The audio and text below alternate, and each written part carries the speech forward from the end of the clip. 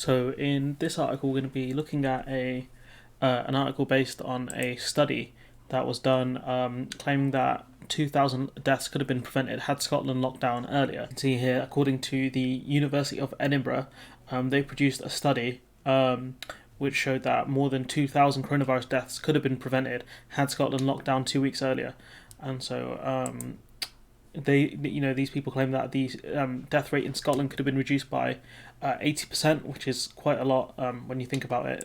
2,000 doesn't seem very high, considering that the UK as a whole is on about, I think, 40,000 plus.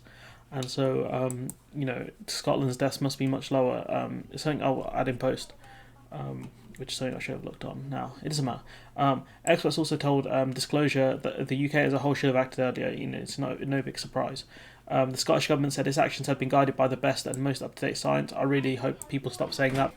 Okay, so the Scottish accent, like this phrase, up-to-date science, we're following the science, should really annoy me because you're not. I mean, in this case they might be, but the BBC Disclosure programme, which was broadcast on Monday night, also reveals that there were multiple transmissions of the virus in Edinburgh in February, well before the first confirmed case in Scotland, but that was not disclosed to the public. And so they're going to say it wasn't to make the public scared, but they really should have told the public, because then people might have taken action, people might have been socially distancing of their own accord. So yeah, there's that. After a Glasgow family had told of their devastation after 3 grandparents were taken by the virus, that's crazy. Wendy Russell and her father, Dougie Chambers, were among several people who fell ill after her 40th birthday party on the 7th of March.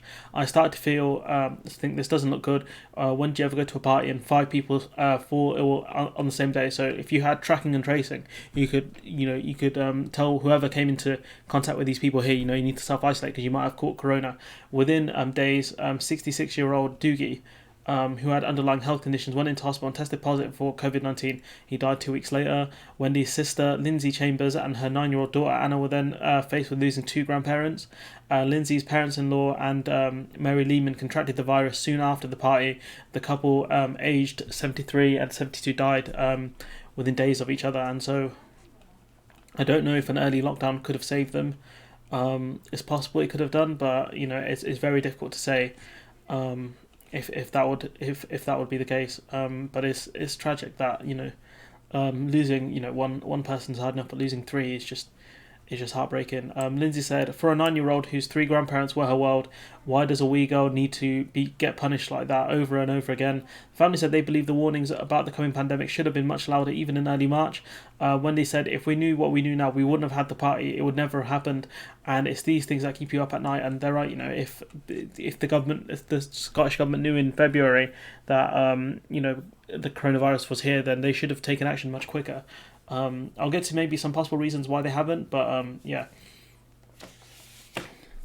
So this is about a night conference. So news of Scotland's first confirmed coronavirus was in Tayside, 1st of March. The BBC can reveal the virus had been brought to Scotland the week before. An outbreak began in Edinburgh on the 26th and 27th of February at a conference for the sportswear giant Nike. More than 70 employees from all over the world attended the conference at the Hilton Carlton Hotel. And this is where you can get a really big case of the disease spreading quickly, where the disease is brought in by somebody. You've got 80 people here. Some of these people are not, most of these people aren't Scottish. I think the vast majority weren't, and then they'll go back to their respective countries, some of them catching coronavirus and giving it to their whichever country they go to, whether that's their native country or another country where an event's happening. So one of the delegates from abroad had brought the virus into Edinburgh and infected many of their fellow Nike employees, who then returned to their own countries. At least 25 people linked to this one event are confirmed to have been affected. 8 of them resident in Scotland. So you see that the majority of people infected here weren't Scottish or didn't live in Scotland, so you can see that this thing can spread insanely quickly. Nike told the BBC instigate enhanced measures, including contact tracing. But the thing is, right, this event happened the 1st of March. Had we taken more action, say even in February, if the Scottish government knew in February things were kicking off, this event might have been cancelled, and therefore you're sparing a lot of people here. The Scottish Government confirmed health authorities were alerted for a potential outbreak on the 2nd of March, so maybe they couldn't have done anything. It said that those at increased risk were identified, their close contacts were traced, and public health authorities were satisfied that no further infection risk. Those cases resident in Scotland were reported among details of the number of cases in Scotland at the time. So you can see that this was a huge Nike event, and a lot of people were infected from it. So here we've got Professor Dame Anne Glover.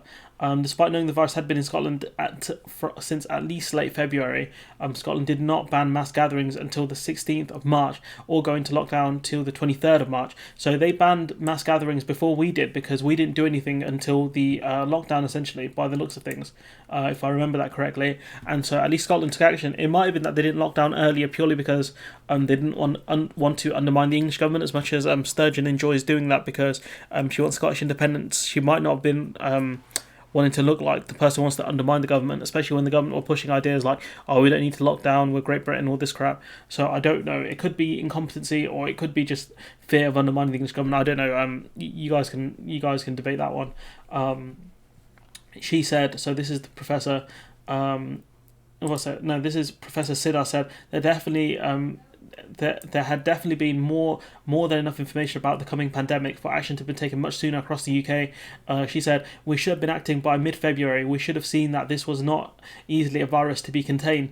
In fact, I have some sympathy, because obviously China lied about the death rates in Wuhan and other provinces, so it's very hard to know how dangerous it was. But at the same time, like, we saw the deaths in Spain and Italy, and that should have been a huge warning sign. We were 2 weeks ahead. They were 2 weeks ahead of us. And so the fact that we locked down after them is just embarrassing. Professor Dame Glover saying mistakes have been made and resulted in lives being lost. It's just, there's standard things that they always say. Oh, we're sorry. And all this stuff. It doesn't help at all.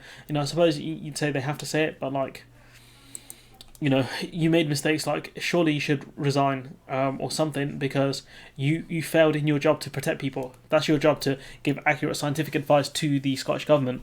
You didn't do that, essentially, or you were ignored. And if you were ignored, then you need to tell us who you told.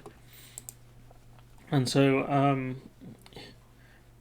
here we've got some models. Here's one of the models for the estimated death rates had the lockdown been earlier. You can see it's only 600. It's less than 600 had we locked down earlier, compared to almost 3,000, which Scotland actually has.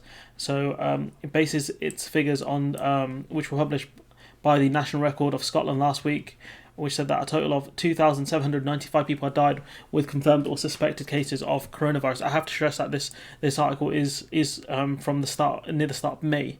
The only reason I'm covering this is because it does talk about how had we locked down earlier, lives would have been saved, and it gives us an estimate, essentially. There's no way of knowing, obviously, but the whole point of this is just to say, look, had we locked down earlier, had we actually seen the warning signs properly and listened, we would be in a much better position. At least Scotland would be. The UK would be in a way better position had we locked down and taken this thing far more seriously. You could say hindsight's brilliant and all this stuff, but at the same time, like, you didn't need hindsight to figure a lot of this out.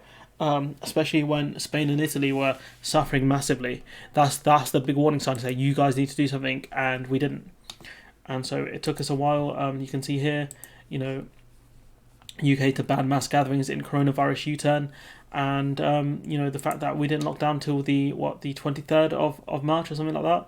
Yeah, the 23rd of March, and so we had time, and we didn't use it properly. And so look, I'm going to leave it there. Let me know what you guys think in the comments below, and hopefully I'll see you in the next one.